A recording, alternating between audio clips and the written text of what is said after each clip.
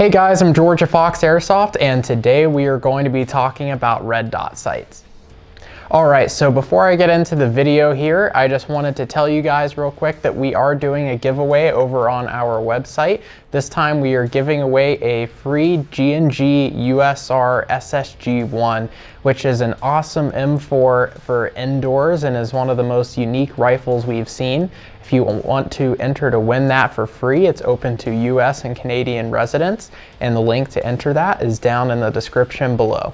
Alright, on with the video. So today we're going to be looking at these red dot sights, and what exactly is a red dot sight?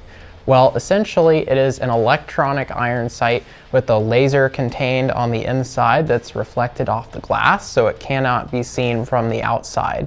Now this is a great upgrade if you've just gotten your first rifle and you have like just a normal iron sight on there. What's really nice about these red dots is that they're a little bit more simple to work with, and also you can see the laser in low light or at night, which is not something you can do with an iron sight. So if you do plan on playing in low light or at night, having one of these red dots is a must. Now they don't have any magnification or anything like that, so that's going to mean that they're very easy to use in close quarters as well as medium range. So they tend to vary between prices and models a bit, and they all have a few different kinds of features available.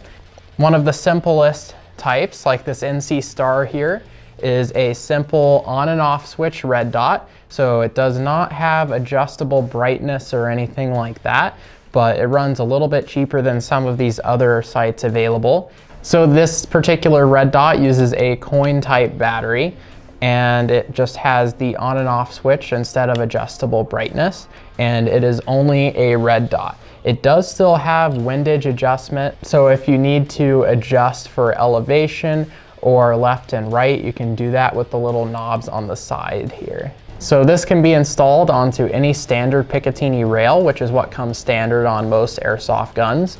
This one just requires a Phillips head screwdriver to install onto the rail, and you can choose wherever, like how far away or how close to your eye you want to have this installed. Generally, I suggest having it a little bit farther up the rail for better results. So as we start to get into these little bit nicer red dots here, if you spend a little bit more, you start to get a little bit more features with each model here. So moving to this guy here, we have an open style red dot. On top we have the battery compartment, which contains another watch style battery, and then you have an adjustable brightness, which is adjusted by turning this knob here. And you also are going to have a reticle adjustment in the back, so you can change the type of reticle that you have, and that's just going to come down to personal preference. You can choose between a dot, crosshairs, or lots of other types of reticles. Alright, and then as we move down the line here to the little bit more expensive models, these are going to be closed sights, which weigh a little bit more, but are also a bit more durable than the open style sight.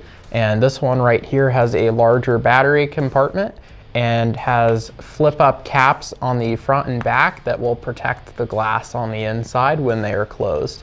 It can be, instead of needing a Phillips head screwdriver, this particular model just uses a thumb screw to attach onto your Picatinny rail. Now with any red dot that you choose, it is important to know that you can't just put it on the rail and then expect it to work accurately. The key to getting these red dots fine-tuned to where you need them is adjusting the elevation and the windage. So the way you're going to do that will vary between models, but generally there's going to be a knob on top and on the side, and these here are protected by caps, which can be removed by unscrewing this side here.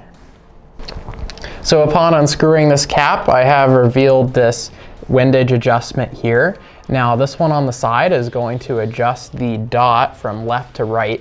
So the way you're going to do this is you're going to mount this on your rifle, you'll fire a shot, and then make sure you keep your rifle steadied so that it's not moving in between shots, and then mark where you hit on the target and then adjust your red dot to compensate for where your BBs are hitting the target. So you're going to move that dot to where it's pinpointed the exact position of where you are shooting. And then once you are done, you will just thread this cap back on. And we can also adjust the elevation which is done with the top knob. Now for the elevation, I would suggest adjusting your hop up first before you adjust your sight. The way you adjust your hop up will depend on the weight of BB you're using and can vary between guns. So you want to set your hop up to where your BB is shooting in as straight a line as possible, and then adjust the top knob on your red dot sight to adjust for where you want the dot in the sight to line up with your target. Now there are a couple other styles available here that are all pretty similar to this one. This one has a ring style mount, so you could potentially swap to a different style of mount for this particular sight. All right, so I've just finished installing this red dot onto the rail here. Now just make sure that you don't over tighten any of these screws, and then when you're adjusting the elevation and the windage, make sure that you're not turning any of those too far, which you'll know if anything starts to come out of place or if the red dot stops moving inside of the scope when you're adjusting it. Now with the adjustable brightness on these sights, if you have a little bit of a brighter day outside, you'll be able to run the scope at higher power, which will make it a bit easier to see. However, if it's at night, you probably won't need it to be on turbo bright mode, so you can turn it down a little bit to save on your battery life.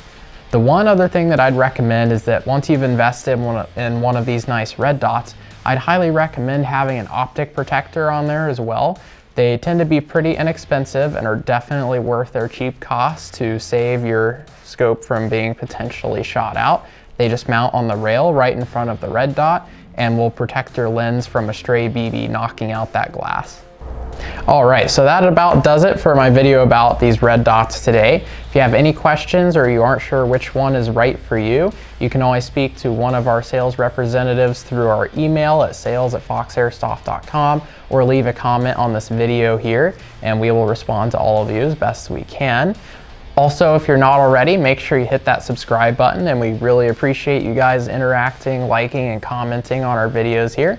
I'm George of Fox Airsoft, and I will see you guys in the next video.